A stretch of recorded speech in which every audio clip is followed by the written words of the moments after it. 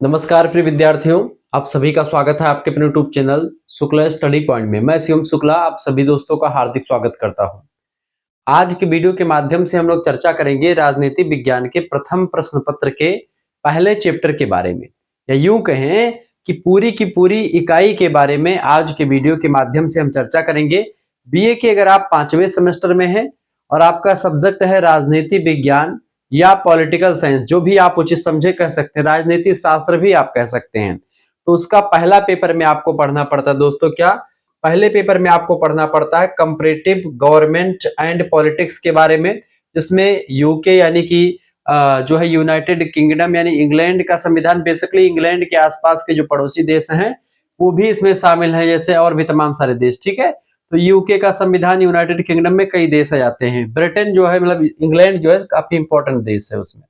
USA यानी कि America, ठीक है, तो अमेरिका का संविधान, स्विट्जरलैंड और चाइना, इन चार देशों के संविधान का और इन चार देशों की राजनीति का हमको कंपैरेटिव अध्ययन प्राप्त करना है, यानी कि जानकारी लेना है, यानी इनका तुलनात्मक अध्ययन करना है।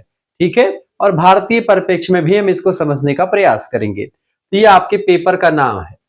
अब इसका यूनिट नंबर 1 और चैप्टर संख्या 1 के बारे में हम बारीकी के साथ आपको बताने का प्रयास करेंगे, तो घबराने की आपको कोई जरूरत नहीं है। बहुत ही बेटर अंदाज में हम एक एक प्रश्नों को, एक एक चीजों को आपको बताने का प्रयास करेंगे कि कंपैरेटिव, सबसे पहले हम समझेंगे कंपैरेटिव गवर्नमेंट एंड पॉलिटिक्स ये है क्या, फिर उसके बाद में और चीजों के बारे में चर्चा करेंगे। 2027-28 इन सभी परीक्षाओं के लिए बहुत ही महत्वपूर्ण है ये बात आप ध्यान रखेंगे। सभी विश्वविद्यालयों के लिए यही सिलेबस है, तो आप देख लीजिएगा, किसी भी सेमेस्टर में आप पढ़ रहे हैं आसानी से आप इन चीजों को तैयार कर लीजिएगा, आपकी परीक्षा के लिए बहुत ही बेटर है दोस्तों। ठीक है, बहुत ही बारीकी के साथ मैं चीजों को समझाने का प्रयास करूंगा और चीजें आपके लिए बड़ी बेटर होंगी। ठीक है, तो आप सभी लोग वीडियो को शेयर कर दीजिएगा और लाइक भी कर दीजिएगा। अब हम चर्चा करते हैं दोस्तों। अच्छा, इसमें मैं महत्वपूर्ण प्रश्न भी रखूंगा, अति लघुत्तरीय, लघुत्तरीय, दीर्घोत्तरीय भी आपको समझ में आएंगे। साथ ही साथ में आपके लिए 20 ऑब्जेक्टिव प्रश्न एक यूनिट के लिए मैंने रखा हुआ है, और बाकी प्रैक्टिस सेट करवाऊंगा तो हो जाएगा, लेकिन हर एक यूनिट के 20 ऑब्जेक्टिव प्रश्न। एक यूनिट में दोस्तों कम से कम नहीं तो 3 से 4 चैप्टर्स आप बना सकते हैं। जनरली 20-20 मिनट की क्लास या 15-15 मिनट में आप समझा सकते हैं, लेकिन मैं कोशिश करूंगा कि 3-4 चैप्टर्स को एक ही वीडियो के माध्यम से मैं पूरा एक लेक्चर बढ़िया तरीके से कंप्लीट प्रोफेसर वाला लेक्चर लेकर के आपको संपूर्ण यूनिट को कवर करवाने का प्रयास करूंगा। तो ये आपके लिए बढ़िया होगा, विश्वविद्यालय छात्रों के लिए बहुत ही अच्छा होगा। आप सभी से निवेदन है कि शुक्ला स्टडी पॉइंट चैनल को सब्सक्राइब कर लीजिएगा, हमारे इस वीडियो को लाइक जरूर कर दीजिएगा। आपके लिए हैंड रिटन नोट्स मैंने तैयार किया हुआ है, आप यहाँ पर देख पाएंगे, यह नोट्स भी आपको मिल जाएगा। ठीक है, कंपैरेटिव गवर्नमेंट एंड पॉलिटिक्स, तो हम यूनाइटेड किंगडम के संविधान के बारे में और उसकी जो राजनीतिक व्यवस्था है उसको समझेंगे। यूएसए यानी यूनाइटेड स्टेट ऑफ अमेरिका का झंडा भी आप देखते रहेंगे, स्विट्जरलैंड का और चाइना का। ठीक है, जैसे चाइना की एक दलीय व्यवस्था बहुत फेमस है, यहां से प्रश्न खूब पूछे जाते हैं। स्विट्जरलैंड की बहुल कार्यपालिका और स्विट्जरलैंड का प्रत्यक्ष प्रजातंत्र, ये दो बड़ा फेमस है, इसके बारे में हमेशा प्रश्न आया हुआ है। यूएसए के संविधान की विशेषताएं और यूएसए का संविधान का जो सुप्रीम कोर्ट है और यूएसए का जो राष्ट्रपति होता है, ये सबसे प्रमुख होता है, सबसे पावरफुल व्यक्ति होता है, इसके बारे में प्रश्न पूछा जाता है, उसकी राष्ट्रपति की स्थिति, ये सब प्रश्न परीक्षा में आता है। और यूनाइटेड किंगडम के जो है यानी कि यूके का संविधान जो कि अलिखित संविधान है, और अमेरिका का संविधान सबसे छोटा लिखित संविधान है। ठीक है, और यूएसए में कोई लिखित संविधान है ही नहीं, इसमें जो है जो चीजें होती है, जैसे कोई निर्णय लिया गया तो वही चीज मतलब एक जैसे वो खुद ब खुद एक नियम बनता चला जाता है। तो इस तरीके से हम इनके संविधान की विशेषताएं और यहाँ की राजनीति सब कुछ आप इसमें समझने का प्रयास करते हैं। इकाई संख्या 1 की अगर बात की तो इसका नाम क्या है, nature, scope and utility of comparative study of politics, Hindi में कहेंगे तुलनात्मक राजनीति के अध्ययन का स्वरूप कैसा रहा है, उसका विषय क्षेत्र यानी इसके अंतर्गत क्या क्या पढ़ना पड़ता है और इसकी उपयोगिता क्या रही है, यानी कि राजनीति विज्ञान में खास करके कंपैरेटिव स्टडी की जरूरत क्या पड़ी, इसके बारे में भी हमको विस्तार से समझना है दोस्तों। यहाँ पर मैं आपको नोट्स दिखा देता हूँ, कुछ इस तरीके के नोट्स मैंने तैयार किए हैं। ये हैंड रिटन नोट्स हैं दोस्तों, आपकी परीक्षा के लिए बहुत ही बेस्ट हैं, और आप इनको आराम से अगर तैयार कर लेंगे आपकी परीक्षा के लिए बहुत ही बेस्ट होंगे। मैं बहुत ही बारीकी के साथ इन नोट्स को तैयार किया हूँ। ठीक है, तो आप सभी के लिए बहुत ही बेटर रहेगा। आप सभी लोग क्या करेंगे, इन नोट्स को आप तैयार कर लीजिएगा दोस्तों। ये सब आप इसको निकलवा करके पढ़ सकते हैं और चाहे तो इसको आप लिख भी सकते हैं। अब यहाँ पर इन सभी नोट्स को कैसे प्राप्त करें, इसको लेकर के आपके दिमाग में बातें चल रही होंगी। ये सारे नोट्स आपको हर एक यूनिट के मिलेंगे और मैंने पूरी कोशिश की है कि सभी यूनिट का नोट्स आपको मिले। और इसके लिए आपके लिए फीस रखी गई है मात्र 100 रुपए फीस में। पेपर 1 पेपर 2 के पॉलिटिकल साइंस के, और आपका पॉलिटिकल साइंस के साथ हिस्ट्री है तो हिस्ट्री का भी नोट्स आपको मिल जाएगा। यानी कि सभी सेमेस्टर का, मतलब कि सभी यूनिट का आपको नोट्स मिलेगा और सब कुछ आपको मिलेगा। ठीक है, तो घबराने की आपको कोई जरूरत नहीं है। सारी चीजें यहाँ पर मैं आपके लिए तैयार कर रहा हूँ और सब कुछ आपको मिल जाएगा दोस्तों। तो घबराने की कोई जरूरत यहाँ पर आपको नहीं पड़ेगी। ठीक है, अब करना क्या है, सबसे पहली बात है 9984 039 139 इस नंबर पर आप व्हाट्सएप पर एसएमएस कर दीजिएगा। अभी मैं पढ़ाऊंगा तो फिर बीच में रुकूंगा नहीं, इसीलिए मैं पहले ही बता रहा हूं ताकि नोट्स जो ये हैंड रिटन नोट्स अब की बार नए विधि से तैयार किया गया, तो आप इन नोट्स को तैयार करेंगे, बेटर रहेगा आपकी परीक्षा के लिए। आप इनको निकलवा करके पढ़ लीजिएगा तो आपके आने वाले आगे परीक्षा एमए वगैरह के लिए, टीजीटी पीजीटी देंगे, उन सभी के लिए इंपॉर्टेंट होगा। आप इस नंबर पर व्हाट्सएप पर अपना नाम, अपनी यूनिवर्सिटी का नाम, अपने सब्जेक्ट के नेम लिख करके भेज दीजिएगा। जैसे आप 5th सेमेस्टर में है तो 5th सेमेस्टर के बाद में एक सेमेस्टर और बचता आपका 6th सेमेस्टर, तो 5th एंड 6th सेमेस्टर का फीस कितना रखा गया है, मात्र और मात्र 150 रुपए। दोनों सेमेस्टर का फीस ऑफर में चल रहा है। केवल एक सेमेस्टर की फीस दोस्तों 100 रुपए रखी गई है। यानी कि अगर आप केवल 5वें सेमेस्टर का फीस जमा करना चाहते हैं तो 100 रुपए फीस उसके लिए है, लेकिन अभी ऑफर चल रहा है क्योंकि 5वां और 6वां दोनों सेमेस्टर का 1 साल तक की आपकी फीस हो जाएगी। तो ये आपके लिए अभी ऑफर कर दिया गया 150 रुपए में, यानी 50 रुपए कम आपके लग रहे हैं। 50 रुपए की यहाँ पर आपकी बचत हो रही है दोस्तों। ठीक है, क्योंकि 200 रुपए का 2 सेमेस्टर का फीस होता है, लेकिन यहाँ पर केवल 150 रुपए ही रख दिए गए हैं। तो जो बच्चे इकट्ठा फीस जमा करेंगे उनकी फीस मात्र 150 रुपए लगेगी। फीस कैसे जमा करना है, आपके पास जैसे इतना एसएमएस करेंगे व्हाट्सएप पर, आपके पास एक क्यूआर कोड स्कैनर भेजा जाएगा। उसी क्यूआर कोड स्कैनर पर आपको मात्र और मात्र, अगर दोनों सेमेस्टर का जोड़ना है तो 150, केवल एक सेमेस्टर का यानी 5th सेमेस्टर का तो 100 रुपए। अच्छा, इस 5th सेमेस्टर में दोस्तों आपको सभी सब्जेक्ट का नोट्स मिलेगा। ठीक है, सभी सब्जेक्ट मतलब जैसे पॉलिटी के साथ पॉलिटी के दो पेपर, पेपर 1 और पेपर 2, इन दोनों का नोट्स मिल जाएगा।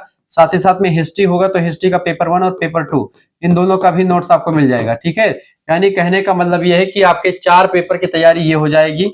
ठीक है, 4 पेपर की तैयारी ये, और प्लस में एक होता है को curricular analytic ability and digital awareness का पेपर। इसकी परीक्षा सभी विश्वविद्यालय में एमसीक्यूज यानी ऑब्जेक्टिव होती है, मल्टीपल चॉइस होती है। इसके एनालिटिक एबिलिटी डिजिटल अवेयरनेस मतलब होता है रीजनिंग टाइप के क्वेश्चंस आएंगे और कंप्यूटर से रिलेटेड क्वेश्चंस होंगे। तो इसकी अगर बात की दोस्तों तो इसका कम से कम 10 प्रैक्टिस सेट आपको मैं दूंगा। पिछले साल के क्वेश्चन पेपर का सोल्यूशन साथ में भी रहेगा, आप इसको प्रैक्टिस कर लीजिएगा, आंसर के साथ रहेगा। आप उससे बाहर कुछ भी परीक्षा में नहीं आने वाला है, तो ये आपके लिए बेटर रहेगा। साथ ही साथ में पेपर 1 पेपर 2 की अगर परीक्षा ऑब्जेक्टिव होती है इसकी, तो ऑब्जेक्टिव के लिए एमसीक्यूज प्रैक्टिस सेट, और लिखित हो रही तो लिखित के लिए आपके सभी यूनिट के नोट्स, और साथ ही साथ में ऑब्जेक्टिव और लिखित टाइप के प्रैक्टिस सेट, पिछले कई सालों में पूछे गए क्वेश्चन पेपर को सॉल्यूशन सब कुछ आपको मिलेगा। पिछले साल के पेपर 1 पेपर 2 यानी geography, polity, Hindi, history, Sanskrit, सभी सब्जेक्ट का यहाँ पर आपको नोट्स मिलेगा दोस्तों। आपके लिए बहुत ही बेटर है।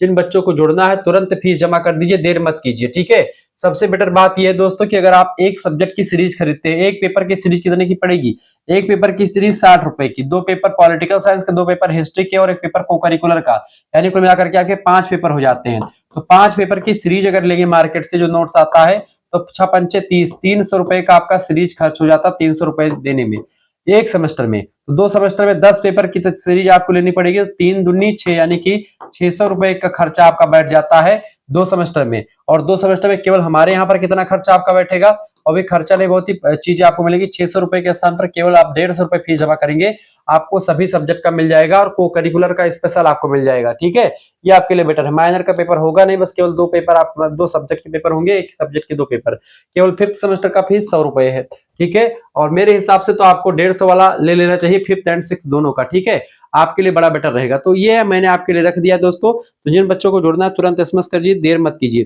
क्योंकि जितना देर करेंगे उतना आपका ही घाटा होगा। तो फटाफट से जुड़ने का प्रयास करेंगे। वीडियो को शेयर कर दीजिएगा, लाइक कर दीजिएगा, चैनल पर अगर नए तो सब्सक्राइब भी कर दीजिएगा। ठीक है, तुरंत स्क्रीनशॉट लीजिए, तुरंत एसएमएस कीजिए। ठीक है, बहुत ही बारीकी के साथ मैंने यहाँ पर आपको समझाने का प्रयास किया है। वीडियो को शेयर जरूर कर दीजिएगा और लाइक भी कर दीजिएगा। हमारा दूसरा चैनल है को करिकुलर मास्टर, उसको भी सब्सक्राइब कर दीजिएगा, वहां पर भी लेक्चर आपको मैं देता रहता हूँ। अब हम चर्चा करते हैं दोस्तों कंपैरेटिव गवर्नमेंट के बारे में कि आखिरकार ये है क्या और इसके अंतर्गत हम क्या क्या पढ़ने वाले हैं। ठीक है, सब कुछ यहाँ से कौन से प्रश्न पूछेंगे सब कुछ आपको बताऊंगा। लास्ट में हम ऑब्जेक्टिव प्रश्नों को भी आपको बता दूंगा। ठीक है, देखिए दोस्तों, सबसे पहले इसका परिचय देखते हैं। तुलनात्मक राजनीति राजनीति विज्ञान की एक महत्वपूर्ण शाखा है। इसके अंतर्गत हम क्या करते हैं, विभिन्न देशों की राजनीतिक व्यवस्थाओं के बारे में, यानी कि जो यहाँ का पॉलिटिकल सिस्टम है उस पॉलिटिकल सिस्टम के बारे में, और विभिन्न देश के संविधानों के बारे में, जैसे यूके, यूएसए, स्विट्जरलैंड, चाइना, उनकी पॉलिटिकल सिस्टम कैसा है, उनका संविधान की विशेषताएं क्या क्या है, इन सभी को अध्ययन करेंगे। वहां की शासन प्रणालियां कैसी हैं, राजनीतिक दल यानी पॉलिटिकल पार्टी कैसी है, काम करती है, चुनाव प्रणाली, ठीक है, और राजनीतिक संस्थाओं का तुलनात्मक अध्ययन किया जाता है। इसका उद्देश्य विभिन्न देशों की राजनीतिक समानताओं और असमानताओं को समझना तथा उनके आधार पर सामान्य सिद्धांतों का निर्माण करना होता है। ठीक है, यानी कि हम तुलनात्मक अध्ययन करेंगे और इनका जो है विभिन्न देशों में क्या राजनीतिक समानताएं मिलती हैं, पॉलिटिक्स में क्या समानता है और क्या असमानता है, उन दोनों समानताओं और असमानताओं को समझ करके हम एक सामान्य निष्कर्ष निकालते हैं, एक सामान्य सिद्धांत बताते हैं और उन सभी चीजों को पढ़ करके हम अपने देश के संविधान को अच्छा कर सकते हैं। ठीक है, इस यूनिट में हम क्या पढ़ेंगे दोस्तों, सबसे पहली बात है कंपैरेटिव पॉलिटिक्स का अर्थ और परिभाषा जानेंगे, इसका नेचर समझेंगे, इसका स्कोप यानी विषय क्षेत्र, यूटिलिटी यानी उपयोगिता, ऑब्जेक्टिव्स यानी उद्देश्य और कैरेक्टरिस्टिक्स यानी विशेषताओं पर जो है नजर डालेंगे। Comparative government and comparative politics दोनों के बीच क्या डिफरेंस है इसको समझेंगे। तो इस तरीके से मैं पूरा विस्तार से आपको बताने वाला हूं और 10 से 15 नंबर का जो है एक प्रकार से जो प्रश्न आता है यहीं से आपके पूछे जाएंगे, ये बात आप ध्यान रखेंगे। अब हम समझते हैं, हेडिंग डालेंगे कंपैरेटिव पॉलिटिक्स का अर्थ और परिभाषा। कंपैरेटिव पॉलिटिक्स में कंपैरेटिव गवर्नमेंट भी आपका आ जाता है उसी के अंतर्गत। ठीक है, घबराने की आपको जरूरत नहीं है। सबसे पहली बात इसका अर्थ समझते हैं। देखिए, कंपैरेटिव पॉलिटिक्स एक ऐसी विधा होती है दोस्तों जिसमें विभिन्न देशों की राजनीति, राजनीतिक संस्थाएं, राजनीतिक प्रक्रियाएं, यानी कि जो पॉलिटिक्स है विभिन्न देश की, उसके विभिन्न देश की राजनीति के बारे में हम अध्ययन करेंगे। साथ ही साथ में राजनीतिक संस्था यानी कि जो पॉलिटिकल सिस्टम है उनके बारे में, प्रक्रियाओं के बारे में, जो प्रोसेस है पॉलिटिकल का, और जो नीतियां हैं वहां की किसी भी देश की उसके बारे में, वहां का व्यवहार कैसा उसके बारे में, इन सभी का क्या करते हैं, कंपैरेटिव अध्ययन करते हैं, यानी कि तुलनात्मक स्टडी करते हैं। ये बात आप ध्यान रखेंगे। फिर इसके बाद में दोस्तों ताकि राजनीतिक समानताओं और असमानताओं को समझा जा सके और समान सिद्धांतों का निर्माण किया जा सके, तो इस तरीके से हम इन चीजों को समझ लेंगे। अब आगे बढ़ते हैं और भी चीजों को जानने का प्रयास करते हैं। वीडियो को शेयर कर दीजिएगा और लाइक कर दीजिएगा। ठीक है, और बहुत ही बारीकी के साथ हमने आपको चीजों को समझाने का प्रयास किया और बहुत अच्छे तरीके से आपने समझा। क्लियर? चले, अब दूसरा आपका हेडिंग डालेंगे। कम से कम 3 विद्वानों के अनुसार यहाँ पर मैंने परिभाषाएं लिखी हुई हैं। परिभाषाओं की अगर बात की, पहले विद्वान है आपके उनका नाम है क्या, आरेंड लिस्फॉल्ट। इन्होंने कहा कि कंपैरेटिव पॉलिटिक्स विभिन्न राजनीतिक व्यवस्थाओं, संस्थाओं और प्रक्रियाओं का तुलनात्मक अध्ययन है जिसमें उनके कार्य का, ठीक है, यानी कि जो राजनीतिक संस्थाएं हैं, व्यवस्थाएं हैं, प्रक्रियाएं, उनका कार्य क्या है, उनका क्या प्रभाव पड़ता है और उसका क्या परिणाम निकलता है, उन चीजों को समझने का एक प्रयास किया जाता है इसके अंतर्गत। ठीक है, सरल अर्थ में अगर समझे तो यह परिभाषा बताती है कि कंपैरेटिव पॉलिटिक्स केवल संस्थाओं का वर्णन नहीं करती बल्कि उनके कार्य के तरीके और उनके परिणामों को भी समझने का प्रयास करती है कि भाई जो भी संस्थाएं हैं, पॉलिटिकल संस्थाएं किसी देश की, वो कैसे कार्य करती हैं और उनके कार्य करने के क्या तरीके हैं और उस तरीकों के बाद में उसका जो परिणाम, कार्य करने के बाद में उसका परिणाम क्या निकलता है, उस परिणाम का भी अध्ययन इसमें किया जाता है। जिससे हमको यह पता लगता है कि अगर ऐसे काम हम भी अपने देश में लागू करें या करें तो उसका क्या लाभ होगा, क्या बेनिफिट्स होगा, अगर करते तो फायदा कितना है, नुकसान कितना है। इसीलिए हम हर एक देश की चीजों के बारे में, संस्थाओं के बारे में, प्रक्रियाओं के बारे में सब कुछ जानने का प्रयास करते हैं। अगला क्वेश्चन आप देखेंगे, जीन बोंडेल, इन्होंने क्या कहा दोस्तों, जीन बोंडेल साहब ने क्या कहा, इनके बारे में समझने का प्रयास करते, थोड़ा सा विस्तार से जानने का प्रयास करेंगे। वीडियो को शेयर कर दीजिएगा और लाइक भी कर दीजिएगा। ठीक है, तो इन चीजों को भी समझने का प्रयास करते हैं बहुत ही बारीकी के साथ। अगला, ये विद्वान क्या, इनका क्या नाम है, इनका नाम है दोस्तों जीन बोंडेल। इन्होंने क्या कहा कि कंपैरेटिव पॉलिटिक्स विभिन्न देशों में राजनीतिक जीवन के स्वरूपों, संरचनाओं और कार्य प्रणालियों की तुलना करके उनके बीच के जो रिलेशंस होते हैं, संबंध होते हैं, भिन्नताएं होती हैं, उन्हीं का अध्ययन करता है। ठीक है, ये बात आप ध्यान रखेंगे। इन चीजों को हम विस्तार से जानने का प्रयास करेंगे। सरल अर्थ यह है कि यह परिभाषा राजनीतिक जीवन के सभी पहलुओं को शामिल करती है और यह भी बताती है कि तुलना केवल अंतर को जानने के लिए नहीं, बल्कि उनके आपसी संबंधों को समझने के लिए भी की जाती है कि आखिरकार राजनीतिक जीवन के जो स्वरूप है, संरचनाएं, कार्यप्रणाली है, उनकी तुलना करके उनके बीच में क्या रिलेशंस है, क्या भिन्नताएं हैं उन चीजों में, इसको समझना भी इसमें चाहिए। ठीक है, तो ये सब चीजें भी हम इसको समझने का प्रयास करते हैं और चीजों को जानने का प्रयास करते हैं। वीडियो को शेयर कर दीजिएगा और लाइक भी करते रहिएगा। अगला प्रश्न आपके स्क्रीन पर आ चुका दोस्तों। अगला क्वेश्चन आपका आ चुका है गेब्रियल ए आलमोंड। आलमोंड कहते हैं कि कंपैरेटिव पॉलिटिक्स राजनीतिक प्रणालियों के संरचनात्मक एवं क्रियात्मक पक्षों का विभिन्न राजनीतिक इकाइयों में तुलनात्मक अध्ययन होता है। ठीक है, विभिन्न राजनीतिक इकाइयों में तुलनात्मक अध्ययन इसमें होता है, ये बात आप ध्यान रखेंगे। यह परिभाषा बताती है कि कंपैरेटिव पॉलिटिक्स में किसी भी राजनीतिक प्रणाली की संरचना और उसके कार्य दोनों का अध्ययन किया जाता है और विभिन्न देशों से तुलना की जाती है उसकी। ठीक है, ये सब चीजें इसमें संक्षेप में हम कह सकते हैं दोस्तों कि कंपैरेटिव पॉलिटिक्स राजनीतिक व्यवस्थाओं के तुलनात्मक अध्ययन की वह विधा है जो विभिन्न देशों की राजनीतिक संस्थाओं, प्रक्रियाओं, व्यवहारों, नीतियों और परिणामों को समझ करके सामान्य सिद्धांतों के निर्माण में सहायक होती है कंपैरेटिव पॉलिटिक्स।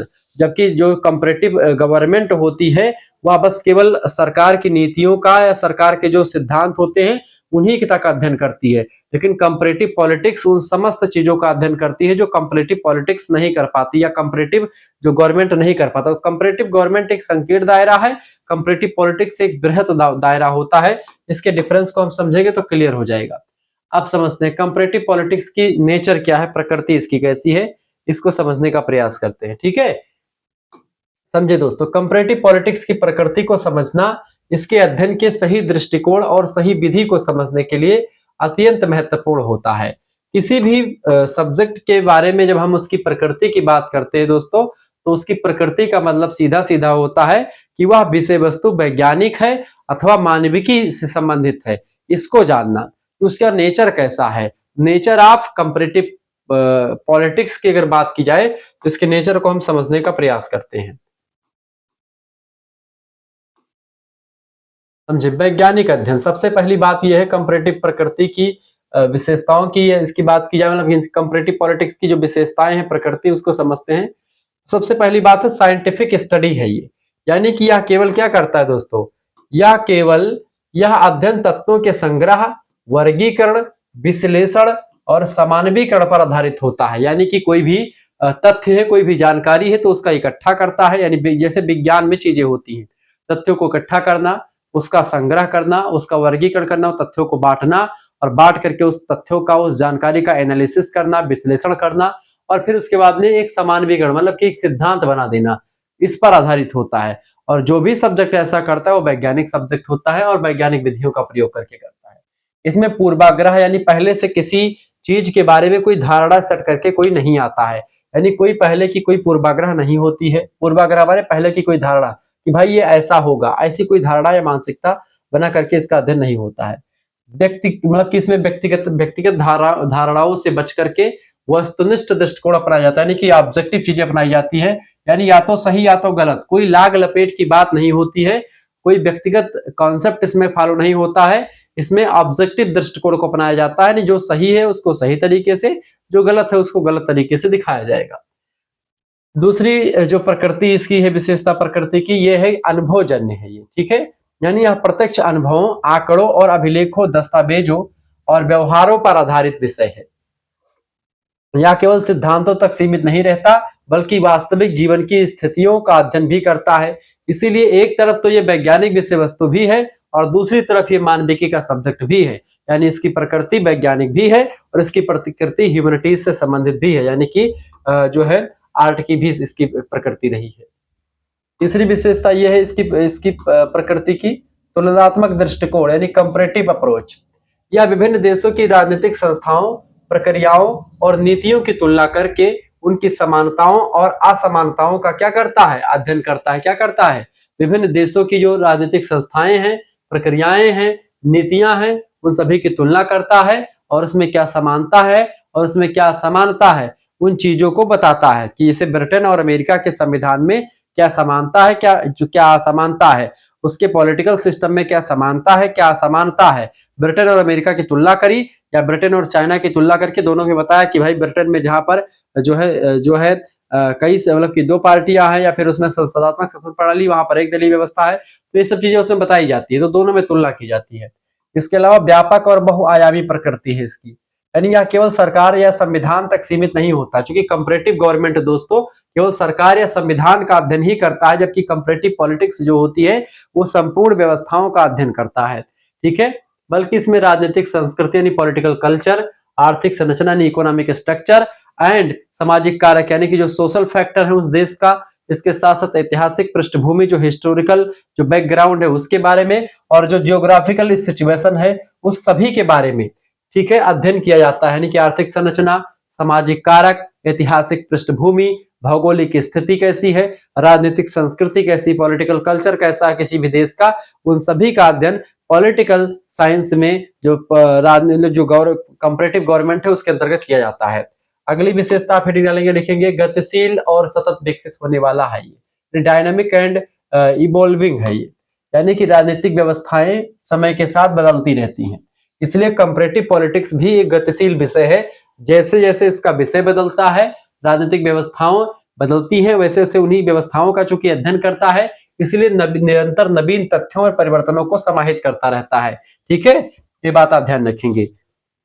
क्लियर, आगे बढ़ते और भी चीजों को जानने का प्रयास करते हैं।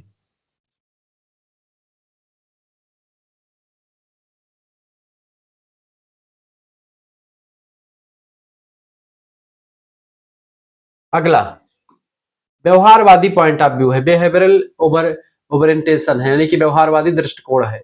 आधुनिक कंपैरेटिव पॉलिटिक्स व्यवहारवाद से प्रभावित है। ठीक है, जो व्यक्ति के राजनीतिक व्यवहार, अभिवृत्ति, मान्यताओं और निर्णय प्रक्रियाओं का अध्ययन भी करता है।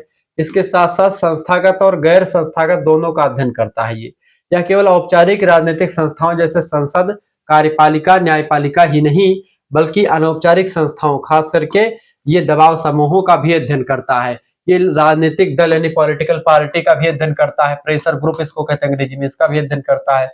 जनमत का, मीडिया का, इन सभी का भी अध्ययन करता है, यानी किसी भी देश का दबाव समूह किसी देश में कैसे काम करता है, राजनीतिक दल वहां का कैसे काम करता है, जनमत वहां कैसे काम करता है, मीडिया कैसे काम करती है, यहाँ तक भी इसका अध्ययन बढ़ चुका है। यानी इसका अध्ययन एकदम से जबरदस्त है, इसमें कोई दो राय नहीं है।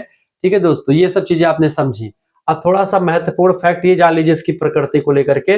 प्रकृति से प्रश्न हमेशा परीक्षा में आता रहता है, ये बात आप ध्यान रखेंगे। अब इन चीजों को थोड़ा सा हम और चीजों जो है समझने का प्रयास करते हैं, बहुत ही बारीकी के साथ हम चीजों को बताने का प्रयास करेंगे। ठीक है, और बहुत ही अच्छे तरीके से चीजों को समझाने का प्रयास करेंगे और बहुत ही बारीकी के साथ हम चीजों को बताने का प्रयास करेंगे। सब कुछ आपको यहीं पर मिल जाएगा दोस्तों। सबसे पहली बात है, महत्वपूर्ण तथ्य ये है कि कंपैरेटिव पॉलिटिक्स का व्यवस्थित अध्ययन 20वीं शताब्दी में प्रारंभ हुआ, पहली बात। दूसरी बात, द्वितीय विश्व युद्ध के बाद इस विषय का तीव्र विकास हुआ। द्वितीय विश्व युद्ध कब हुआ था? 1939 में शुरू हुआ, 1945 में समाप्त हुआ था। तो 1945 के बाद से कहीं ना कहीं पे कंपैरेटिव अध्ययन शुरू हुआ। यह विषय राजनीति विज्ञान की सबसे व्यापक और लोकप्रिय शाखाओं में से एक है। साथ ही साथ में 1950 में international political science association IPSA की स्थापना होती है, जिससे तुलनात्मक राजनीति के अध्ययन को बढ़ावा मिला। जिसमें क्या हुआ, इंटरनेशनल पॉलिटिकल साइंस एसोसिएशन बना और इसके माध्यम से जो तुलनात्मक अध्ययन करना हुआ विभिन्न देशों के संविधान का, वो थोड़ा सरल हुआ। प्रकृति के मुख्य तत्व को समझते हैं, खास करके सबसे पहली बात है वैज्ञानिक अध्ययन होता है, अनुभवजन्य तुलनात्मक दृष्टिकोण, व्यापक और बहुआयामी है, गतिशील और सतत विकसित है, व्यवहारवादी दृष्टिकोण है। संस्थागत एवं गैर संस्थागत अध्ययन भी इसका होता है, यानी कि 7 प्रकृति के तत्व है जो कि इसकी प्रकृति को जो है क्लासिफाई करते हैं। निष्कर्षतः हम कह सकते हैं इसकी प्रकृति को लेकर के दोस्तों कि कंपैरेटिव पॉलिटिक्स की प्रकृति इसे एक वैज्ञानिक, वस्तुनिष्ठ और तुलनात्मक, व्यापक, गतिशील और अनुभवजन्य विषय बनाती है। यह विभिन्न देशों की राजनीतिक व्यवस्थाओं को गहराई से समझने और उनसे उपयोगी शिक्षाएं प्राप्त करने में सहायक होता है। ठीक है, अब आगे बढ़ते हैं। इसका अगला जो टर्म है आपको पढ़ना है, इसके विषय क्षेत्र को समझते हैं, यानी इसके अंतर्गत क्या क्या पढ़ना पड़ता है उसको जानने का प्रयास करते हैं। बहुत ही बारीकी के साथ हम चीजों को समझेंगे दोस्तों, कहीं पर आपको भटकने की कोई जरूरत नहीं पड़ेगी, सब कुछ आपको यहाँ पर मिलेगा, ठीक है। तो घबराने की कोई जरूरत नहीं है, सब कुछ आपको मैं यहाँ पर बताने वाला हूँ और बहुत ही बारीकी के साथ हम चीजों को यहाँ पर समझा रहे हैं दोस्तों, ठीक है। यहाँ पर आप समझने का प्रयास कीजिएगा और बहुत ही बारीकी के साथ यहाँ पर चीजों को हम समझाने का प्रयास कर रहे हैं। वीडियो को लाइक कर दीजिएगा, चैनल पर नए हैं तो चैनल को सब्सक्राइब कर दीजिएगा, ठीक है। चलिए आगे बढ़ते हैं।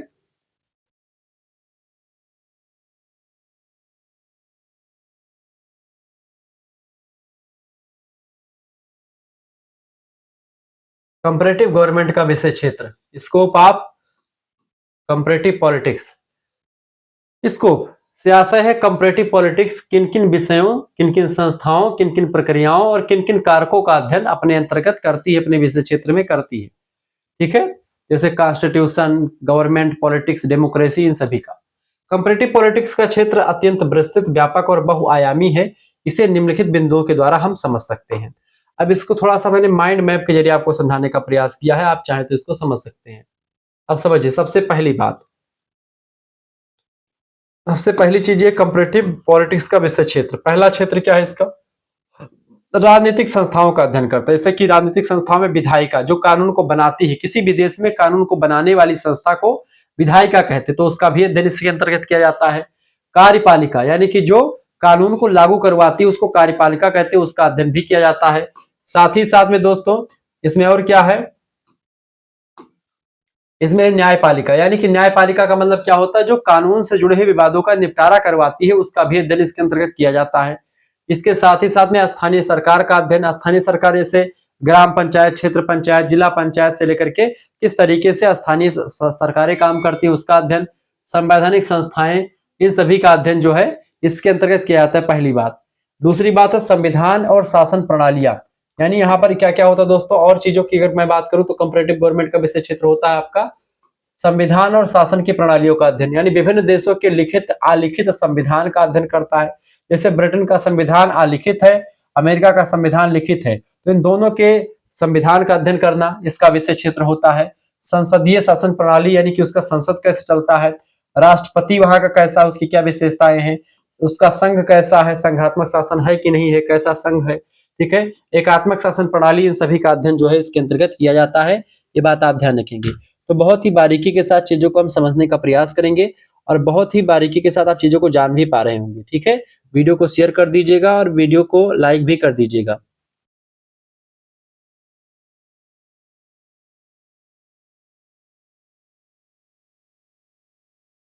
ठीक है।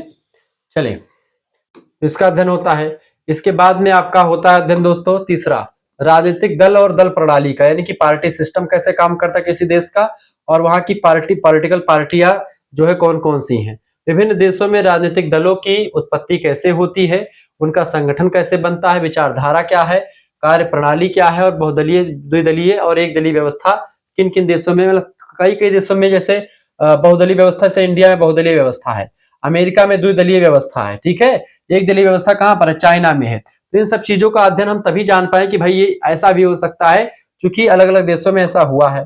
फिर इसके बाद में दोस्तों अगला है आपका विषय, मतलब कि इसका विषय क्षेत्र दबाव समूह और हित समूह, यानी कि pressure group and interest group. विभिन्न देशों में दबाव समूह होते हैं, हित समूह होते हैं जो अपने हित साधते हैं। दबाव समूह वो समूह होता है जो कि प्रेशर डालता है, किस पर, सरकारों पर प्रेशर डालता है कि कोई काम जनता का करवाया जाए। तो उन दोनों की प्रकृति, इसका कार्य कैसा, दबाव समूह के कार्य कैसे हैं, प्रभाव क्या पड़ता है सरकार पर उनके क्या प्रभाव है, इन सभी का अध्ययन जो है यहाँ पर किया जाता है, ठीक है। इसके साथ साथ पांचवी विशेषता ये है दोस्तों, इसके विषय क्षेत्र में क्या शामिल है, चुनाव प्रणाली और निर्वाचन, यानी किसी भी देश का निर्वाचन पद्धति कैसी है, कैसे चुनाव होता है वहां का, वोट डालने का अधिकार कैसे कैसे है, मताधिकार क्या है, चुनाव आयोग कैसे काम करता है, चुनाव का प्रचार कैसे होता है, मतदान व्यवहार यानी कि वोट जो देने वाला, वोट व्यक्ति क्यों देता है, कैसे देता है, वोट देने को प्रभावित करने वाले कारकों के बारे में, इन सभी का तुलनात्मक अध्ययन भी इसके अंतर्गत किया जाता है। तो इसका विषय क्षेत्र में यह भी शामिल है। इसके साथ साथ दोस्तों अगले विषय क्षेत्र में आपका क्या शामिल है, यहाँ पर आप देखेंगे। अगला विषय क्षेत्र आपका है दोस्तों, उसमें है आपका राजनीतिक संस्कृति और विचारधाराएं, पॉलिटिकल कल्चर एंड आइडियोलॉजी। राजनीतिक समाजीकरण, राजनीतिक मूल्य, विश्वास, विचारधाराएं जैसे उदारवाद, समाजवाद, साम्यवाद, रूढ़िवाद, इन सभी का अध्ययन किस देश में क्या है, कौन सी विचारधारा काम करती है, उन सभी चीजों का इसमें अध्ययन किया जाता है। ये बात आप ध्यान रखेंगे, ठीक है। तो ऐसे चीजें आपको समझने में बड़ी उपयोगी होंगी और बहुत अच्छे अच्छे तरीके से आसानी से आप चीजों को जान पाएंगे, ठीक है। तो आप बहुत ही बारीकी के साथ चीजों को समझ पा रहे होंगे, जान पा रहे होंगे। वीडियो को शेयर कर दीजिएगा और लाइक कर दीजिएगा, क्योंकि इसी प्रकार से इन्फॉर्मेटिव वीडियो में लगातार आपके लिए लाता रहता हूँ। सातवीं विशेषता आप देखेंगे दोस्तों, इसके मतलब विषय क्षेत्र में क्या शामिल है, सार्वजनिक नीतियां और प्रशासन, यानी कि शिक्षा वहां की कैसी, किस देश की, स्वास्थ्य, पर्यावरण, आर्थिक विकास, आर्थिक नीतियां, कल्याणकारी योजनाएं तथा प्रशासनिक ढांचे, इन सभी का अध्ययन भी हम लोग जो है कंपैरेटिव गवर्नमेंट, कंपैरेटिव पॉलिटिक्स के अंतर्गत कर लेते हैं, ठीक है। और वहीं पर आठवां जो है इसके विषय क्षेत्र में शामिल, राजनीतिक व्यवहार और भागीदारी, यानी मतदान व्यवहार कैसा है, राजनीतिक समाजीकरण कैसा है, राजनीतिक जागरूकता कितनी है, सहभागिता के विभिन्न स्वरूपों का अध्ययन भी हम इसके अंतर्गत कर लेते हैं।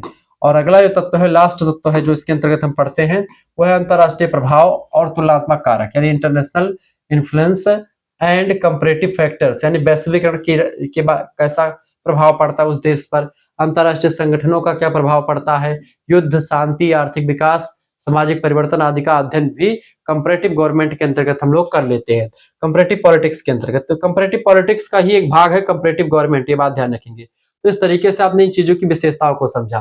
तो आज के वीडियो के माध्यम से आपने क्या समझा दोस्तों, इस जो है टॉपिक में आपने कंपैरेटिव गवर्नमेंट का अर्थ परिभाषा समझ लिया, कंपैरेटिव पॉलिटिक्स का, और कंपैरेटिव पॉलिटिक्स, तुलनात्मक पॉलिटिक्स के बारे में आपने क्या समझा, उसका प्रकृति को समझा, उसके विषय क्षेत्र को समझा, ठीक है। थोड़ा सा और समझ लेते हैं। स्कोप को बेहतर समझने के लिए एक दृष्टांत, एक डायग्राम के जरिए आप समझ सकते हैं कि सबसे पहले राजनीतिक संस्थाएं, संविधान और शासन प्रणालियों का अध्ययन, राजनीतिक दल और दल प्रणाली का अध्ययन, दबाव समूह और हित समूह का अध्ययन, चुनाव प्रणाली और निर्वाचन का अध्ययन, ठीक है, राजनीतिक संस्कृति, विचारधाराएं, सार्वजनिक नीतियां और प्रशासन, इन सभी का अध्ययन किया जाता है। राजनीतिक व्यवहार और भागीदारी, अंतर्राष्ट्रीय प्रभाव और तुलनात्मक कारक, इन सभी का अध्ययन इसमें किया जाता है। ये बात आप ध्यान रखेंगे। कुछ महत्वपूर्ण पुस्तकें हैं जो आपकी परीक्षा के लिए इंपॉर्टेंट है, जैसे कि कंपैरेटिव पॉलिटिक्स टुडे, ये पुस्तक जो है लिखी है किसने, ए अल्मंड नाम के विद्वान ने लिखा हुआ है। पैटर्न्स ऑफ डेमोक्रेसी पुस्तक लिखा है इसने, आयरन लिजफोर्ट ने, ठीक है। कंपैरेटिव गवर्नमेंट नाम की पुस्तक लिखा है विकी रैंडॉल ने, ठीक है। मॉडर्न पॉलिटिकल एनालिसिस नाम की पुस्तक को लिखा है रॉबर्ट ए डाहल ने। तो इस तरीके से 4-5 पुस्तकों के नाम यहाँ पर मैंने नोट डाउन कर रखे हैं, ताकि आप इसको भी कंप्लीट कर ले, चूंकि परीक्षा में ऑब्जेक्टिव टाइप के जो प्रश्न होते हैं उसमें जरूर पूछा जाता है, ठीक है। महत्वपूर्ण तथ्य ये है दोस्तों, अरिस्टोटल को तुलनात्मक राजनीति का जन्मदाता कहा जाता है। उन्होंने अपनी पुस्तक पॉलिटिक्स में 158 नगर राज्यों की शासन प्रणालियों का अध्ययन किया था, इसीलिए सबसे पहले तुलनात्मक अध्ययन का श्रेय इन्हीं को दिया जाता है। ये बात आप ध्यान रखेंगे, ठीक है। तो वीडियो को शेयर और लाइक करते रहिएगा। हमारा दूसरा चैनल है को करिकुलर मास्टर, ठीक है, उसको सब्सक्राइब कर लीजिएगा। वहां पर को करिकुलर से रिलेटेड तमाम सारे लेक्चर मिल जाते हैं। मॉन्टे जो है मॉन्टेस्क्यू ने द स्पिरिट ऑफ लॉज पुस्तक लिखी है, ठीक है। और 1778 में विभिन्न शासन प्रणालियों की तुलना भी इस पुस्तक में इन्होंने करी।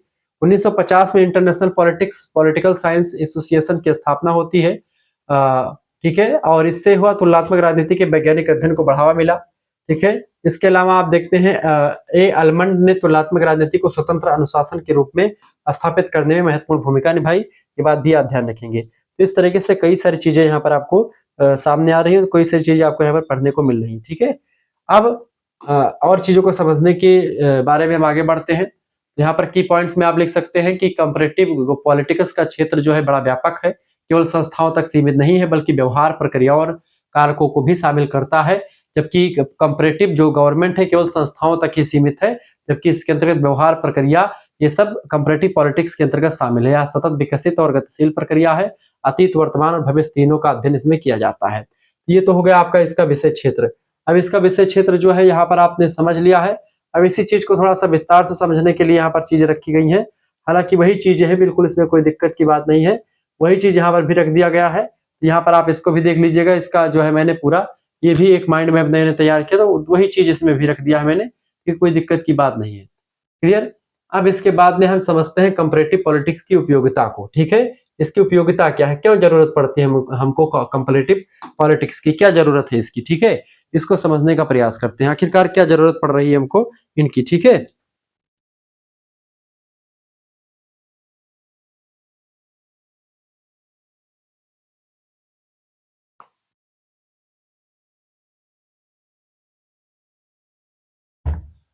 समझने का प्रयास करते हैं दोस्तों। देखिए, यूटिलिटी यानी उपयोगिता, तुलनात्मक राजनीति के अध्ययन से प्राप्त ज्ञान का व्यवहारिक उपयोग व्यक्ति, समाज, राज्य और विश्व स्तर पर किया जाता है। ठीक है, तो इसकी उपयोगिता इसलिए है दोस्तों, आइए समझने का प्रयास करते हैं।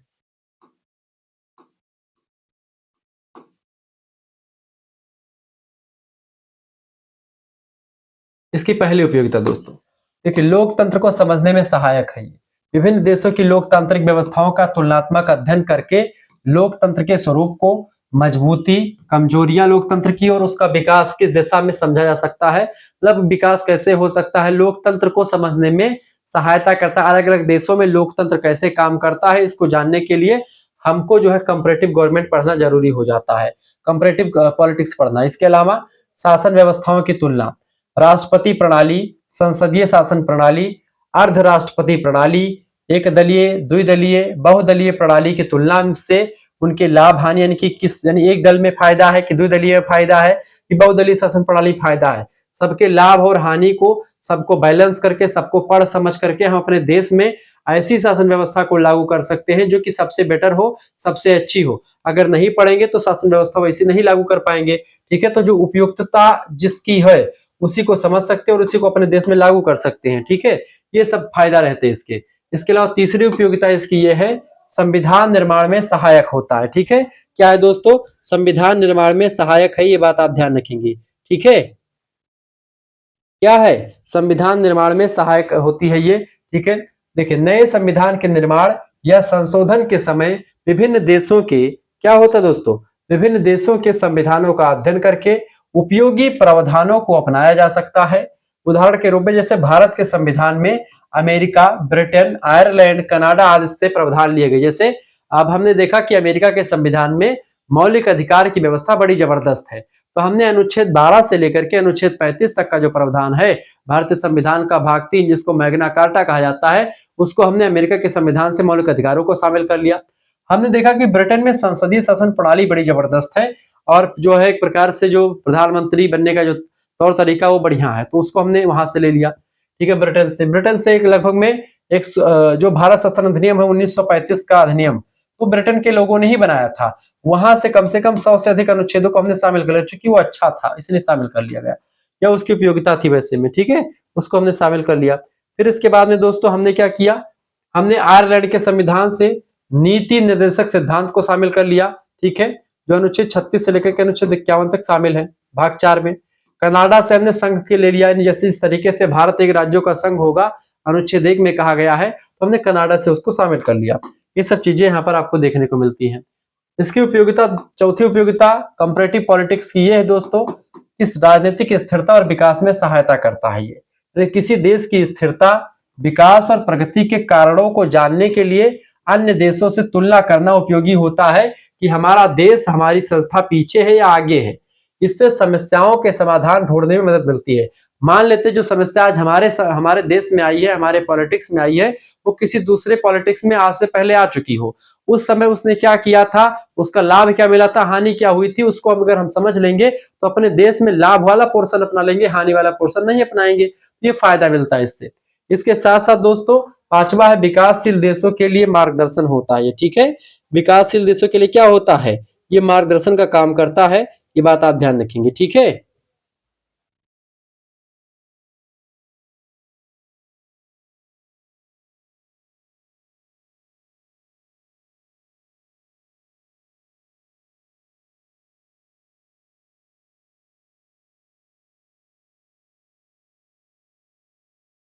ठीक है, तो विकासशील देश विकसित देशों के अनुभवों से सीख लेकर के अपनी समस्याओं का समाधान कर सकते हैं और तेजी से प्रगति कर सकते हैं। ठीक है, ये बात भी ध्यान रखेंगे। इसके अलावा नीति निर्माण में सहायक होते हैं ये, यानी कि नीति निर्माण में सहायता करते हैं कौन, जो हमारे कंपैरेटिव पॉलिटिक्स है दोस्तों, वही। ठीक है, जैसे शिक्षा, स्वास्थ्य, कर व्यवस्था, चुनाव व्यवस्था, पंचायती राज, स्थानीय स्वशासन, कल्याणकारी योजनाएं आदि क्षेत्रों में सफल नीतियों का अध्ययन कर उन्हें अपनाया जा सकता है अगर हम इसको पढ़ते हैं तो। ठीक है, इससे किसी देश में किस तरीके से क्या व्यवस्था है, कर व्यवस्था कैसे लागू करें जिससे देश आगे बढ़े, ठीक है, या कोई भी चीज कैसे अच्छे तरीके से किया जाए, वो सब चीजें यहाँ पर लागू की जा सकती है। क्लियर, ये बात आप ध्यान रखेंगे। आगे बढ़ते और भी चीजों को जानने का प्रयास करते हैं। बहुत ही बारीकी के साथ हम चीजों को समझने का प्रयास करेंगे। क्लियर? तो आप सभी लोग वीडियो को लाइक कर दीजिएगा, चैनल पर नए हैं तो सब्सक्राइब कर दीजिएगा और जो है वीडियो को शेयर जरूर कर दीजिएगा, क्योंकि इसी प्रकार से इंफॉर्मेटिव वीडियो मैं लगातार आपके लिए लाता रहता हूं।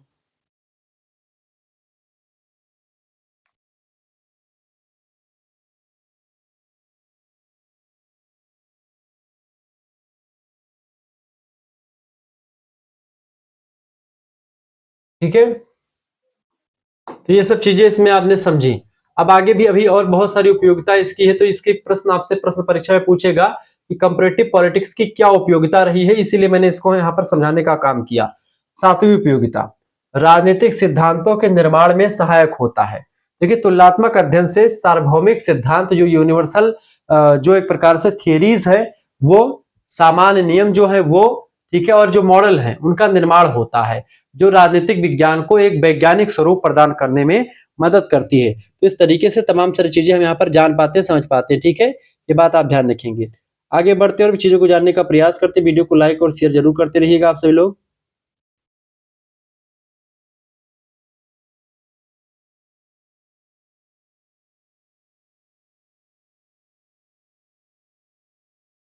आगे बढ़ते हैं।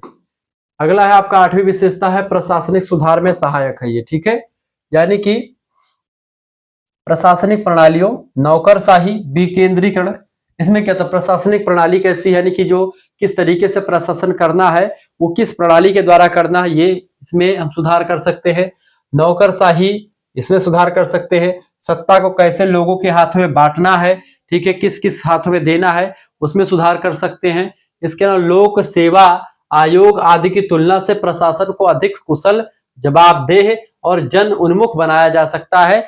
हम विभिन्न देशों के लोक सेवा आयोग को पढ़ सकते हैं, जान सकते हैं, और किस देश का बेटर है और क्यों बेटर है उसको जान करके अपने देश में उसको लागू कर सकते हैं। इसीलिए इसकी जरूरत पड़ती है समझने के लिए, पढ़ने के लिए। ठीक है, इसके अलावा अगला जो प्रश्न है आपका, अगला जो मतलब कि आपका वो है पॉइंट, ये है राजनीतिक संस्कृति को समझने में सहायता करता है कंपैरेटिव पॉलिटिक्स, इसीलिए इसकी उपयोगिता है। ठीक है, किसी देश के नागरिकों को मूल्यों को, उनकी मान्यताओं को और उनके ट्रेडिशंस यानी कि परंपराओं और राजनीतिक व्यवहार यानी पॉलिटिकल बिहेवियर किसी देश की जनता का समझने के लिए और उनके विकास की दिशा जानने में सहायता मिलती है। अगर हम कंपैरेटिव गवर्नमेंट कंपैरेटिव पॉलिटिक्स के बारे में जानकारी करते हैं तो इसलिए उपयोगी होता है ये। अगला पॉइंट ये है अंतरराष्ट्रीय संबंधों को समझने में सहायक है। ठीक है, कंपैरेटिव पॉलिटिक्स क्या है, अंतरराष्ट्रीय संबंधों को समझने में सहायता करती है हमारी। ठीक है, विभिन्न देशों की विदेश नीति कैसे काम करती है, विदेश नीति किस तरीके से, कौन सा देश किस देश से कैसे ट्रीट करता है, क्यों करता है, क्या फायदा है क्या नुकसान है, उन चीजों को हम समझ पाते हैं इससे। अंतरराष्ट्रीय संगठनों के बारे में भूमिका और वैश्विक मुद्दों पर उनके दृष्टिकोण की तुलना से बेहतर अंतरराष्ट्रीय समझ विकसित होती है, जो कि हम आगे चल करके पढ़ सकते हैं, जान सकते हैं, बहुत ही बारीकी के साथ समझ सकते हैं। तो इस तरीके से चीजों को समझने में आपके लिए बड़ा उपयोगी होगा, ये बात आप ध्यान रखेंगे। वीडियो को लाइक कर दीजिएगा, चैनल पर नए तो सब्सक्राइब कर दीजिएगा दोस्तों। सभी दोस्तों से निवेदन है कि वीडियो को लाइक और शेयर जरूर कर दीजिएगा। ठीक है, आगे बढ़ते और चीजों को जानने का प्रयास करते हैं।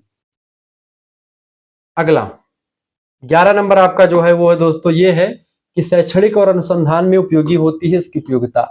शैक्षणिक और अनुसंधान कार्य में उपयोगी, देखिए यह विशेष शोधार्थियों के लिए जो पीएचडी वगैरह करते हैं उनमें, क्योंकि जब वो अलग अलग देशों के संविधान का अध्ययन करेंगे तो उनके अंदर एक बढ़िया जानकारी होगी और वो जान पाएंगे कौन से देश का संविधान, कौन से देश का व्यवहार, कौन से देश की संस्थाएं अच्छी है, कौन से देश की संस्थाएं बुरी हैं, क्या करना सही रहेगा, क्या करना गलत रहेगा, सब कुछ जान पाएंगे जब वो विभिन्न देशों के चीजों के बारे में समझेंगे, जानेंगे, पढ़ेंगे। ठीक है, तो जो है विशेष शोधार्थियों, विद्यार्थियों और विद्वानों के लिए व्यापक तथ्यों, आंकड़ों और तुलनात्मक दृष्टिकोण उपलब्ध कराता है, जिससे अनुसंधान कार्य समृद्ध होता है। ठीक है, व्यापक दृष्टिकोण का विकास,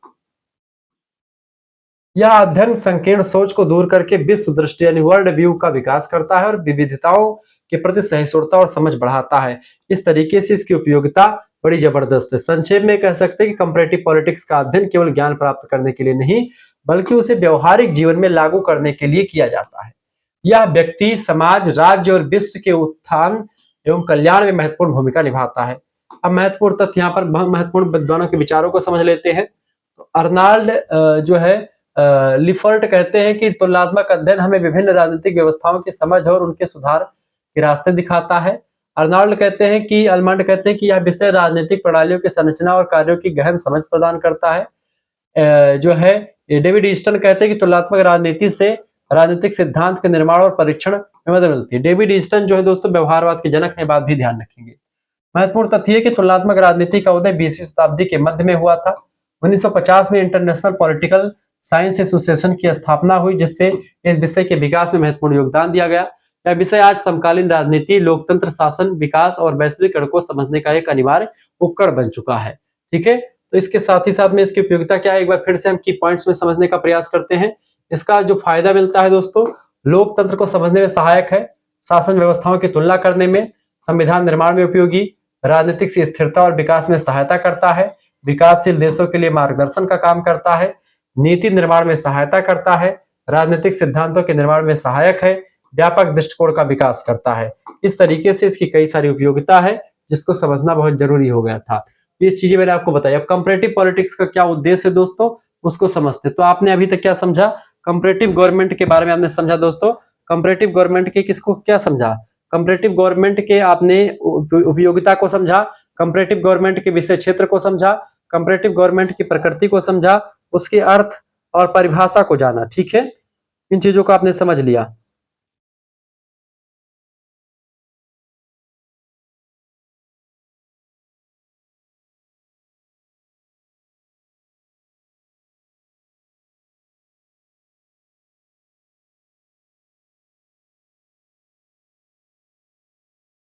क्लियर, आगे बढ़ते हैं।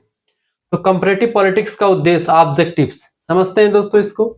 कंपैरेटिव पॉलिटिक्स के अध्ययन के विभिन्न उद्देश्य हैं, जिनके माध्यम से राजनीतिक ज्ञान यानी पॉलिटिकल नॉलेज, सैद्धांतिक विकास यानी कि जो प्रिंसिपल्स का जो डेवलपमेंट होता है वो, और व्यवहारिक उपयोग को प्राप्त किया जाता है इससे। ठीक है, अब समझने का प्रयास करते हैं कंपैरेटिव पॉलिटिक्स का उद्देश्य क्या है।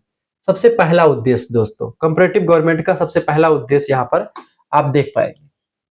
पहला उद्देश्य समानताओं की खोज करना। इसका पहला उद्देश्य कि कौन कौन से देश के जो राजनीतिक व्यवस्थाएं हैं, विभिन्न देशों की व्यवस्थाओं में पाई जाने वाली समानताओं को खोज करके समान सिद्धांतों का निर्माण किया जाए। यानी किस किस देश के सिस्टम में क्या क्या समानताएं हैं, पूरा विस्तार से इसमें जानने का प्रयास। ठीक है, ये बात आप ध्यान रखेंगे।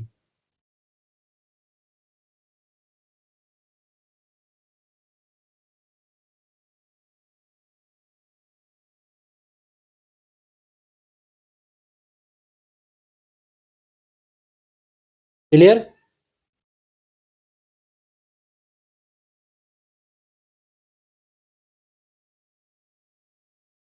तो समानताएं जो विभिन्न देशों के संविधान में है, विभिन्न देशों के जो है व्यवस्थाओं में है, उनको समझना और उसके आधार पर कोई सिद्धांत तैयार करना इसका उद्देश्य। दूसरा, भिन्नताओं की खोज करना। विभिन्न देश के संविधान में, व्यवस्थाओं में क्या क्या जो है विभिन्नताएं हैं उसको समझना। विभिन्न देशों की राजनीतिक व्यवस्थाओं में पाई जाने वाली जो भिन्नताएं हैं, असमानताएं हैं, उनका अध्ययन करना और उनके कारण यानी क्यों भिन्नताएं हैं, उसका कारण क्या है उसको समझना, इसका अगला उद्देश्य है। इसके अलावा तीसरा उद्देश्य इसका है सामान्य सिद्धांतों का निर्माण करना।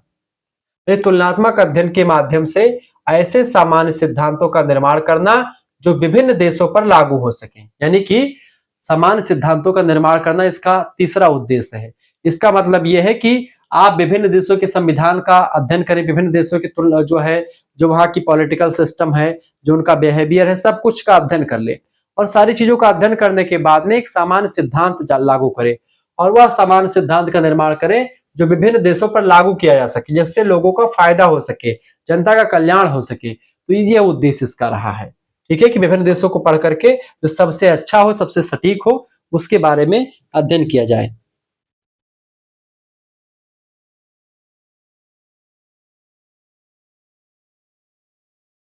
क्लियर। चौथी बात, राजनीतिक विकास को समझना। चौथा उद्देश्य क्या है दोस्तों, राजनीतिक विकास को समझना। आप चाहें तो इसको नोट डाउन करें, अगर नोट डाउन करने की कोई आवश्यकता नहीं, चूंकि आपको मैं नोट्स दे दूंगा। विभिन्न देशों की राजनीतिक संस्थाओं और व्यवस्थाओं के विकास की प्रक्रिया को समझना और उनकी दिशा का अध्ययन करना, यह भी इसका उद्देश्य रहा है। अच्छा, इसको लिखने की आपको जरूरत इसलिए नहीं, चूंकि इसका नोट्स मैं आपको दे दूंगा, ये पूरा पीडीएफ आपको मिल जाएगा दोस्तों। ये हैंड रिटन नोट्स है, ऐसे सभी इकाई के, सभी यूनिट के 8 इकाई है, पेपर 1 की 8 इकाई उसका नोट्स मिल जाएगा, और पेपर 2 की भी 8 इकाइयों का आपको नोट्स मिल जाएगा अगर आप हमसे जुड़ते हैं तो। 9984 इस नंबर पर व्हाट्सएप पर एसएमएस कर देगा दोस्तों। आपकी बार आपके लिए नोट्स की व्यवस्था बड़ी धाकड़ अंदाज में कर दी गई है। बहुत ही स्पेशल नोट्स आपके लिए तैयार किया गया यूपीएससी लेवल का। अपना नाम, अपनी यूनिवर्सिटी का नाम, अपने सब्जेक्ट के नेम और आपके सेमेस्टर में है, अपने सेमेस्टर का नाम लेकर के भेज दीजिएगा। 5th सेमेस्टर का फीस दोस्तों 100 रुपए रखा गया है। अगर 5th एंड 6th दोनों सेमेस्टर का एक साथ फीस जमा करते हैं तो ऐसे 2 सेमेस्टर का फीस 200 रुपए हो जाता है। लेकिन आपके लिए अभी ऑफर चल रहा है, मात्र और मात्र 150 रुपए फीस में, यानी 50 रुपए की छूट चल रही है। 150 रुपए फीस में पूरा 1 साल तक 5th एंड 6th सेमेस्टर पूरा आपको मिल जाएगा। 1 साल तक की फीस केवल आपके लिए 150 रुपए रखी गई है। केवल एक सब्जेक्ट नहीं बल्कि आपको सभी सब्जेक्ट का फीस यहाँ पर मतलब किसी में मिल जाएगा, सभी सब्जेक्ट का। जिस फीस कैसे जमा करेंगे, जैसे आप इतना लिख करके व्हाट्सएप पर करेंगे, आपके पास एक क्यूआर कोड स्कैनर भेजा जाएगा, उसी पर आपको जैसे एक सेमेस्टर का फीस तो 100 रुपए 5th सेमेस्टर का, और 5th एंड 6th के लिए 150 रुपए। मेरे हिसाब से सबसे बेटर आपके लिए रहेगा 150 वाला, ठीक है। अच्छा, क्यों कोर्स लेना चाहिए, इसके पीछे लॉजिक ये है कि यहाँ पर आपको सभी सब्जेक्ट का नोट्स, जैसे आपका हिस्ट्री के साथ पॉलिटी है, ज्योग्राफी है, या फिर आपका इकोनॉमिक्स है, या फिर संस्कृत है, या हिंदी है, या शिक्षा शास्त्र है, समाज शास्त्र है, गृह विज्ञान है, इन सभी का भी नोट्स आपको मिलता रहता है। सभी सब्जेक्ट का नोट्स मिलेगा। 2 सब्जेक्ट आपके होंगे, 2 मेजर सब्जेक्ट में एक सब्जेक्ट का पेपर दोस्तों। एक सब्जेक्ट में आप देखते हैं दो पेपर आपके, दो सब्जेक्ट होंगे। एक सब्जेक्ट में कितने पेपर होते हैं, फर्स्ट एंड सेकंड 2 पेपर आपके होते हैं। इसमें भी आपके फर्स्ट एंड सेकंड 2 पेपर होंगे, और एक पेपर आपका होता है को करिकुलर का, ठीक है। कुल मिलाकर के आपके 5 पेपर होते हैं। तो इन 5 पेपर की अगर आप मार्केट से सीरीज खरीदते हैं तो 60 रुपए की सीरीज आती है एक सब्जेक्ट की। 5 सब्जेक्ट की सीरीज कितने की, 5 पेपर कितने की आ जाएगी, 6 30 300 रुपए की सीरीज आती है एक सेमेस्टर की। और वो चीज आप केवल और केवल 100 रुपए में प्राप्त कर पाएंगे। 300 रुपए की जो आप खर्च करके प्राप्त करेंगे वो 100 रुपए में, और उससे बेटर प्राप्त कर पाएंगे, जो कि मैं ऑब्जेक्टिव भी दूंगा, लिखित भी दूंगा, को करिकुलर का भी दूंगा। अब यही चीज अगर आप 2 सेमेस्टर का जोड़ दीजिए तो 600 रुपए हो जाता है। ये आपके खर्च होते हैं, लेकिन ये भी नहीं खर्च होंगे। मात्र 150 रुपए फीस में आपको सब कुछ मिल जाता है। को करिकुलर में जो अब की बार कठिनता है, analytic ability and digital awareness, उसके 10 प्रैक्टिस आपको को करिकुलर के मिल जाएंगे। इसमें आपको कंप्यूटर और रीजनिंग के प्रश्न आएंगे, वो सब आपको करवाए जाएंगे। परेशान होने की कोई जरूरत नहीं है, ठीक है। इसमें जैसे आप व्हाट्सएप ग्रुप कैसे जुड़ेंगे, आप इसके अंदर फीस जमा करेंगे। ये फीस आप खुद भी जमा कर सकते हैं, आपके आसपास कोई गूगल पे फोन पे चलाता तो वो भी फीस जमा कर सकता है, ठीक है। यानी आप जमा करें या कोई दूसरा जमा, कोई इशू नहीं। 9984 039 इस नंबर पर व्हाट्सएप पर एसएमएस कर दीजिएगा, ठीक है। ये 1 है, ठीक है, ये 1 है 139, ठीक है।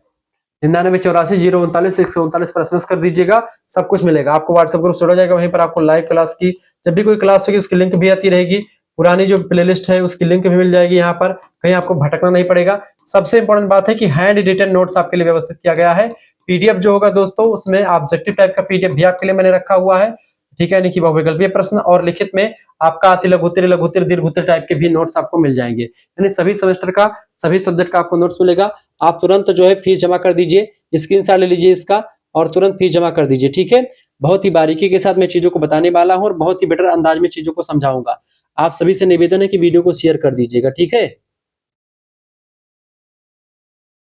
चले आगे समझने का प्रयास करते हैं। यहाँ तक दोस्तों ये हो चुका है। अब यहाँ पर और आगे ये यहाँ पर इसकी जो उद्देश्य था इसको हम समझेंगे, 5वां उद्देश्य, ठीक है। इसका 5वां उद्देश्य दोस्तों प्रशासनिक सुधार में सहायता। क्योंकि जो कंपैरेटिव पॉलिटिक्स है वो विभिन्न देशों के सफल अनुभवों और नीतियों का अध्ययन करता है, और अध्ययन करके अपने देश में प्रशासनिक सुधार करने में सहायता प्राप्त करता है। मैंने आपको कई बार बताया कि भाई दूसरे देशों से हम सीख सकते हैं, उनकी गलतियों को हम दोबारा दोहरा नहीं सकते हैं। उनकी गलतियों से हम सीख करके अपने देश में वह गलती ना हो, उसके लिए हम आगे से प्रिपेयर हो सकते हैं। इसके लिए कंपैरेटिव गवर्नमेंट बहुत जरूरी होता है पढ़ना, तो इसलिए उपयोगी है। 6ठा उपयोगिता इसकी यह है कि लोकतंत्र की समझ में को बढ़ाना, यानी लोकतंत्र के विभिन्न रूपों, प्रक्रियाओं और चुनौतियों को समझ करके उसे अधिक प्रभावी और स्थिर बनाने में सहायता करता है। जैसे आप देखेंगे कि स्विट्जरलैंड का संविधान में बहुल कार्यपालिका है, वहां पर प्रत्यक्ष प्रजातंत्र है, वहां पर जो है जनता सीधे जो है भाग लेती है कानून बनाने में। लेकिन भारत में अप्रत्यक्ष लोकतंत्र है। दुनिया का एकमात्र देश है जहां पर प्रत्यक्ष प्रजातंत्र है, वो है स्विट्जरलैंड, ठीक है। ये बात ध्यान रखेंगे। 7वां उद्देश्य है नीति निर्माण में सहायता। नीतियों और कार्यक्रमों के निर्माण के लिए अन्य देशों के अनुभवों, सफलताओं और असफलताओं से सीख प्राप्त करना, यह भी कहीं ना कहीं पे दोस्तों नीति निर्माण में सहायता करता है और कंपैरेटिव पॉलिटिक्स का एक उद्देश्य रहा है। आठवां उद्देश्य दोस्तों ये है कि वैश्विक दृष्टिकोण का विकास होता है। इससे विभिन्न देशों की राजनीतिक व्यवस्थाओं के अध्ययन से क्या होता है, व्यापक, सहिष्णु और वैश्विक दृष्टिकोण का विकास होता है, जो कि बहुत जरूरी होता है, बहुत अच्छी बात होती है। ये सब चीजें आपने समझ ली। अब इन चीजों को और समझने के लिए आप इसके जो उद्देश्य को समझने के लिए ग्राफ को समझे, ऐसे ऐसे ग्राफ बना करके आप अपने उसमें बता सकते हैं आराम से, और सब कुछ आपको यहाँ पर मिल जाएगा दोस्तों। ठीक है,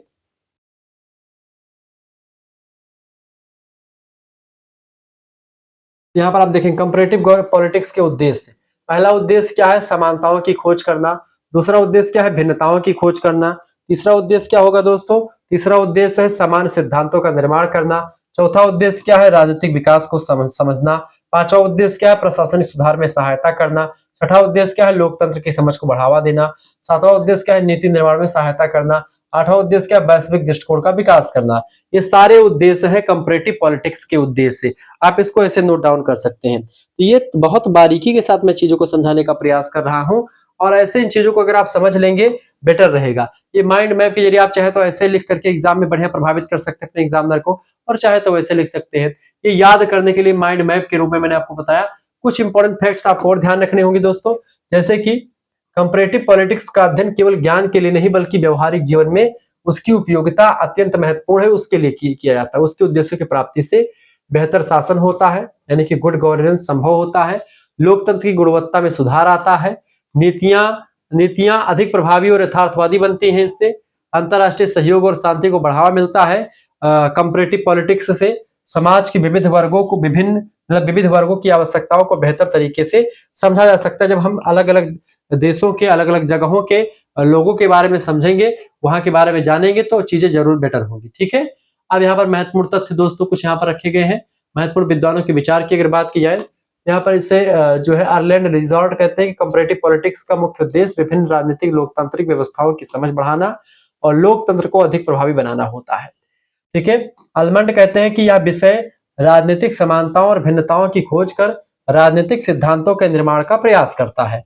वहीं पर डेविड ईस्टन साहब कहते हैं कि कंपैरेटिव पॉलिटिक्स हमें राजनीतिक प्रणालियों के कार्य, संरचना, विकास और परिवर्तन को समझने में सहायता करता है। ठीक है, ये बात आप ध्यान रखेंगे।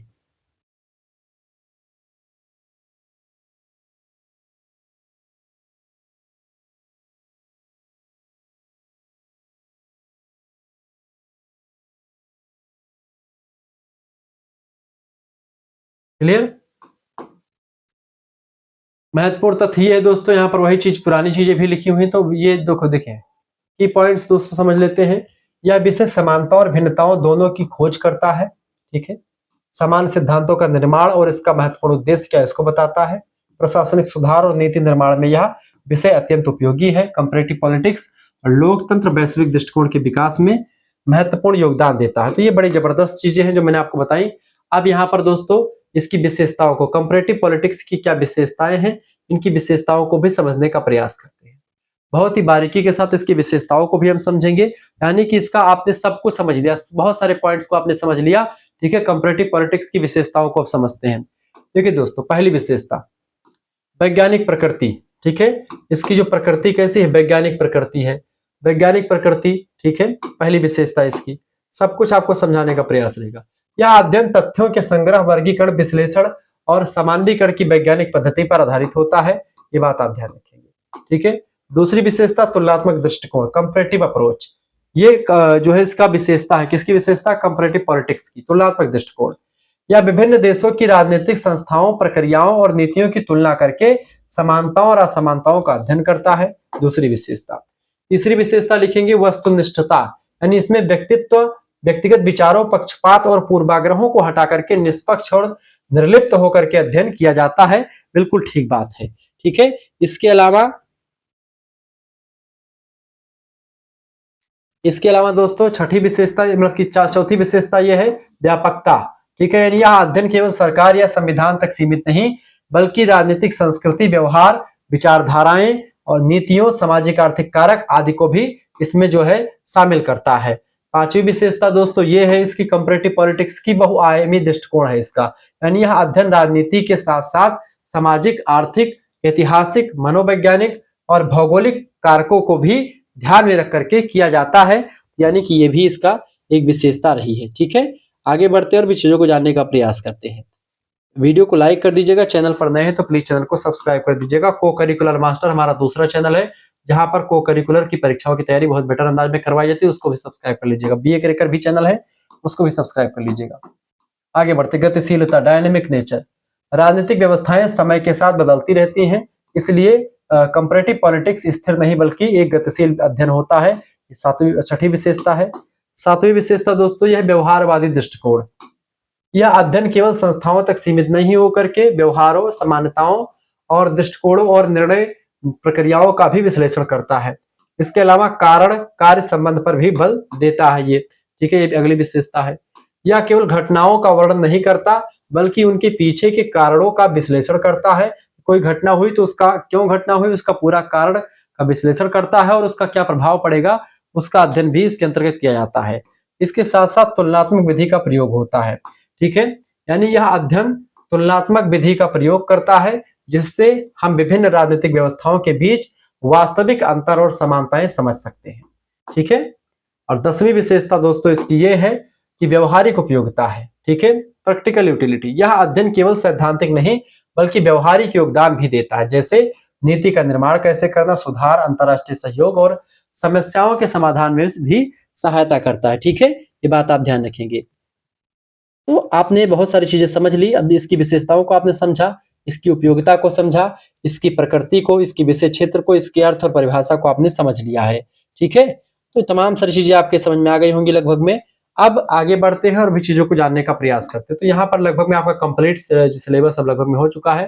तो कंपैरेटिव विशेषताओं की सूची अगर इसको शॉर्ट फॉर्म में देखने का प्रयास करते हैं तो वैज्ञानिक प्रकृति, तुलनात्मक दृष्टिकोण, वस्तुनिष्ठता, व्यापकता, बहुआयामी दृष्टिकोण है, गतिशीलता है, व्यवहारिक दृष्टिकोण है, कार्यकारण संबंध पर बल देता है, तुलनात्मक विधि का प्रयोग करता है, व्यवहारिक उपयोगिता भी रही है। तो ये आप इसको थोड़ा सा समझ सकते हैं। ठीक है, अब महत्वपूर्ण नोट में आप इन चीजों को विस्तार से समझ सकते हैं। तो ये आपका की पॉइंट्स है, महत्वपूर्ण तथ्य है, ये सब आप पीडीएफ में आराम से पढ़ लीजिएगा।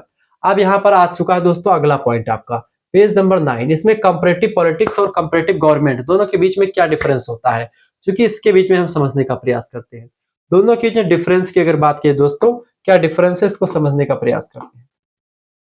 सबसे पहला इसका अर्थ अलग अलग है। तुलनात्मक शासन एंड कंपैरेटिव गवर्नमेंट और कंपैरेटिव राजनीति, दोनों में बहुत अंतर है। विभिन्न देशों की शासन व्यवस्थाओं, खास करके उसका वहां का संविधान, संस्थाएं और सरकार की संरचना का तुलनात्मक अध्ययन करता है।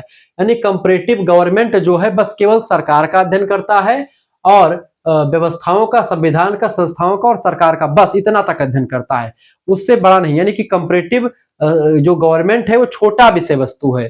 ठीक है, जबकि कंपैरेटिव राजनीति जो है विभिन्न देशों की राजनीतिक प्रक्रियाओं, व्यवहार, शक्तियों, नीतियों और समस्याओं का तुलनात्मक अध्ययन करता है। अरे तुलनात्मक राजनीति के अंतर्गत ही तुलनात्मक शासन आ जाता है आपका। ठीक है, दूसरा अंतर है केंद्र बिंदु का। संस्थाएं, संरचना और उनके कार्य का अध्ययन तुलनात्मक शासन में होता है, जबकि तुलनात्मक राजनीति में प्रक्रियाएं, व्यवहार और उनके परिणाम का अध्ययन किया जाता है। इस क्षेत्र में अंतर, इसका क्षेत्र जो तुलनात्मक शासन का क्षेत्र कैसा सीमित है, मुख्यतः सरकार की संस्थाओं तक ही सीमित है। ठीक है, बस इसी का अध्ययन होता है कंपैरेटिव गवर्नमेंट में। जबकि राजनीति के सभी पहलुओं को शामिल किया जाता है किसमें, तुलनात्मक राजनीति में। विस्तृत इसका क्षेत्रफल, मतलब कि इसका विषय क्षेत्र बहुत बड़ा है और इसके इतना बड़ा है कि जो ये एक प्रकार से है तुलनात्मक शासन, ये भी कंपैरेटिव गवर्नमेंट, कंपैरेटिव राजनीति के अंतर्गत शामिल हो जाता है।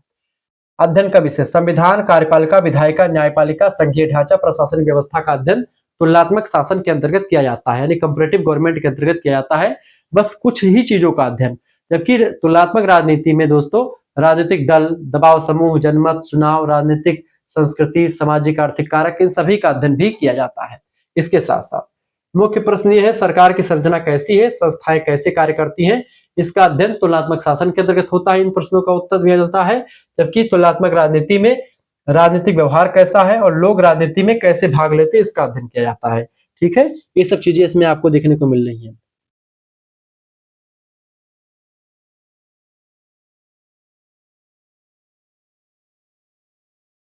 आगे बढ़ते और भी चीजों को जानने का प्रयास करते हैं।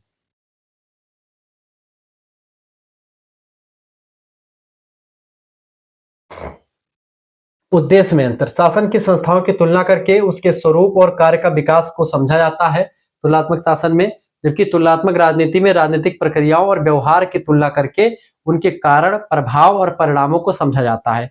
प्रश्न हमेशा पूछा जाता है इन दोनों के अंतर को लेकर के।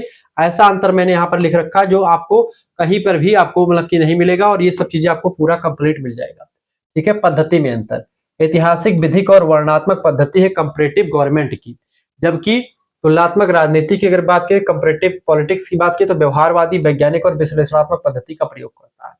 समय के साथ परिवर्तन, क्योंकि कंपैरेटिव गवर्नमेंट में धीमे परिवर्तन होता है, क्योंकि संस्थाएं स्थिर होती हैं, संस्थाएं जल्दी परिवर्तित नहीं होती हैं, जबकि इसमें तेज परिवर्तन होता है कंपैरेटिव पॉलिटिक्स में, क्योंकि राजनीतिक व्यवहार और राजनीतिक व्यवहार हमेशा बदलता रहता है, गतिशील होता है। ठीक है। अगला अंतर, डेटा का स्रोत, क्योंकि संविधान, कानून, रिपोर्ट, आधिकारिक दस्तावेज कंपैरेटिव गवर्नमेंट में हम इसी के स्रोत के आधार पर अध्ययन करते हैं, जबकि इसमें कंपैरेटिव पॉलिटिक्स में सर्वेक्षण, आंकड़े, जनमत, साक्षात्कार, व्यवहार अध्ययन, इन सभी का भी प्रयोग करके हम इन सभी स्रोतों से अध्ययन करते हैं।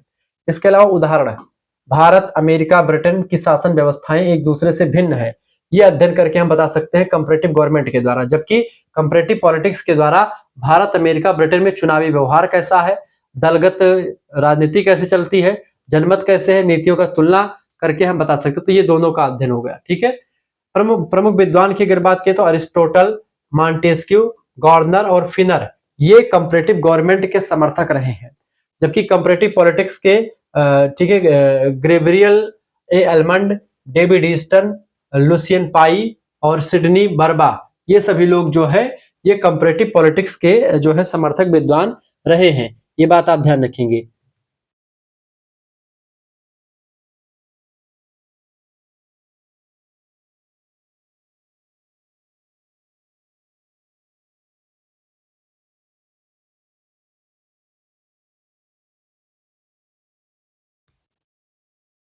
अगला अंतर तेरा प्रकृति को लेकर के, नॉर्मेटिव यानी क्या होना चाहिए इसका अध्ययन करता है। ठीक है। और ये क्या है इसका अध्ययन करता है कंपैरेटिव पॉलिटिक्स, और कंपैरेटिव गवर्नमेंट क्या होना चाहिए इसका अध्ययन करता है। किस पर अधिक बल देता है, संरचना और संस्थाओं पर अधिक बल देता है कंपैरेटिव गवर्नमेंट, जबकि कंपैरेटिव पॉलिटिक्स व्यवहार और प्रक्रियाओं पर अधिक बल देता है। ठीक है।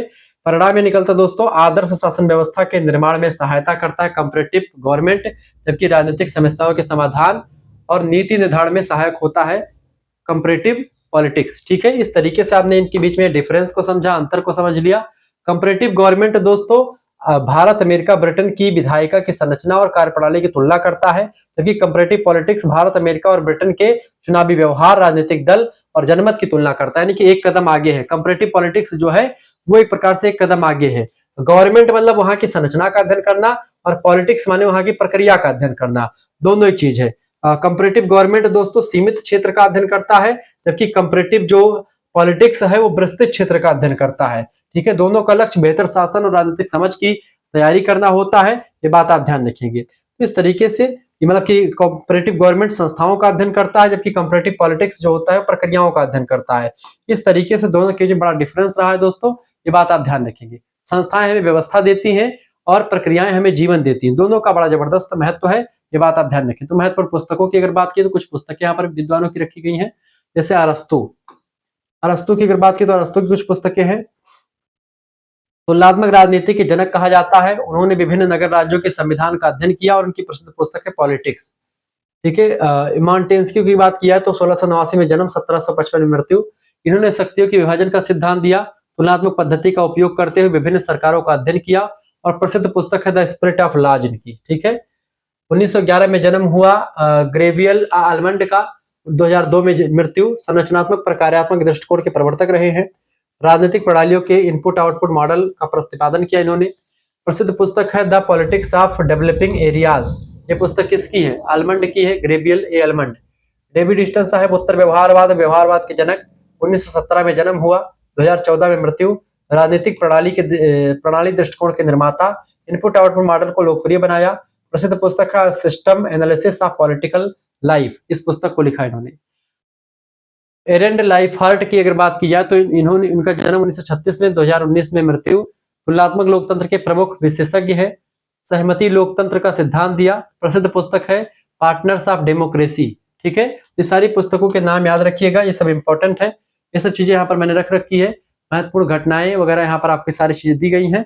इसको आप जब प्राप्त करेंगे और इसमें आप देखेंगे कुछ जो प्रश्न है वो प्रश्न यहाँ पर रखे गए हैं, सारे प्रश्न आप यहाँ पर नोट डाउन कर लीजिएगा। ये सब परीक्षा में पूछे गए क्वेश्चन से परीक्षा में, ठीक है। जैसे कि यहाँ पर आप देखेंगे 2023 में प्रश्न आया हुआ है, तुलनात्मक राजनीति की प्रकृति की व्याख्या कीजिए। 2022 में आया हुआ है, तुलनात्मक राजनीति के प्रमुख उद्देश्यों को लिखिए। सारे प्रश्न लगातार परीक्षा में पूछे गए हैं दोस्तों, ये चीजें ध्यान रखेंगे। तो ये सब प्रश्न भी आपके लिए हैं और यहाँ पर आपके लिए बहुत सारे विद्वानों के नाम, प्रकृति, सब कुछ यहाँ पर कोई एक रिवीजन के तौर पर यहाँ पर रख दिया गया है। इसका अर्थ क्या है? प्रकृति, क्षेत्र, उपयोगिता, विशेषित पद्धतियां, प्रमुख विद्वान, ये सब मैंने जो आपको ऊपर बताया, इसका कोई एक रिवीजन भी नीचे नोट्स में दिया गया है। ये सब चीजें आप पढ़ करके आसानी से अपनी तैयारी कर सकते हैं, ठीक है। अब एक नजर में पूरी चीजों को आप बेहतर तरीके से कंपैरेटिव पॉलिटिक्स को समझ सकते हैं, इसके लिए मैंने पूरा विस्तार से कर दिया है। अब ये आपके लिए क्वेश्चन आंसर कुछ रख दिए गए, इसको भी आप देख लीजिएगा, ठीक है। ऑब्जेक्टिव क्वेश्चन है, आप चाहे तो इसको कर सकते हैं, ठीक है। चलिए ऑब्जेक्टिव क्वेश्चंस की अगर बात की, इसको थोड़ा सा मैं करवाने का प्रयास करता हूँ। वीडियो देखिए,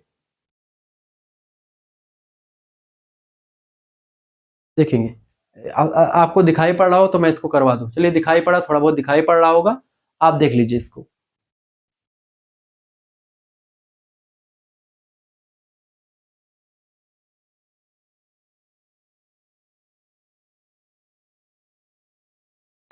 पहला प्रश्न है, कंपैरेटिव पॉलिटिक्स शब्द का सर्वप्रथम प्रयोग किसने किया था दोस्तों? तो अल्मंड ने किया था, ठीक है। कंपैरेटिव पॉलिटिक्स का वैज्ञानिक अध्ययन कब से आरंभ हुआ था? तो आरंभ हुआ 1950 के दशक से, बी ऑप्शन करेक्ट आंसर हो जाएगा। आईपीएस यानी इंटरनेशनल पॉलिटिक्स साइंस एसोसिएशन की स्थापना कब हुई? दोस्तों 1950 के आसपास हुई। द स्पिरिट ऑफ लॉज पुस्तक के लेखक कौन है? मॉन्टेस्क्यू, सी ऑप्शन इसका राइट आंसर हो जाएगा। आगे बढ़ते हैं, अगला क्वेश्चन आप देखने का प्रयास करते हैं, वीडियो को लाइक और शेयर करते रहिएगा, ठीक है।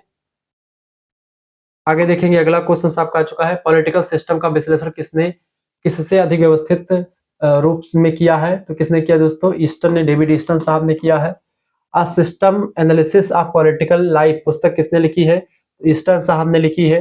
पैटर्न ऑफ डेमोक्रेसी पुस्तक किस, पार्टनर्स ऑफ, सॉरी पैटर्न, हाँ, पैटर्न्स ऑफ डेमोक्रेसी पुस्तक किसने लिखी है?